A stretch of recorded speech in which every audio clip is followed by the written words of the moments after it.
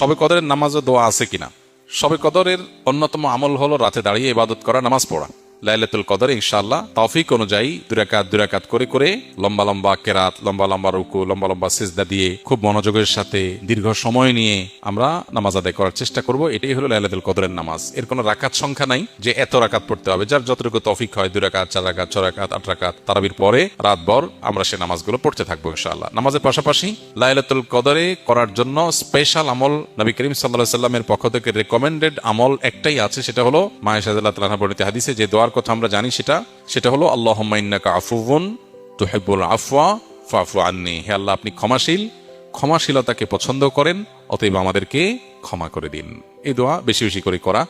এর বাইরে আমরা জিকির, আজকার, তাসবিহ, কোরআন তেলাওয়াত, দোয়া, রোনাজারি এগুলোর মাধ্যমে পুরো রাত অতিবাহিত করার চেষ্টা করবো ইনশাআল্লাহ। নামাজের ক্ষেত্রে বিশেষ কোনো নামাজ নাই যে লাইলাতুল কদরের এত রাকাত নামাজ, প্রথম রাকাতে অমুক সূরা এতবার, তমুক সূরা এতবার, এরকম কোনো বিশেষ নিয়ম নাই। বরং অন্য যে কোনো নামাজের মতো যে কোনো সূরা দিয়ে আমরা নামাজগুলো পড়তে পারি।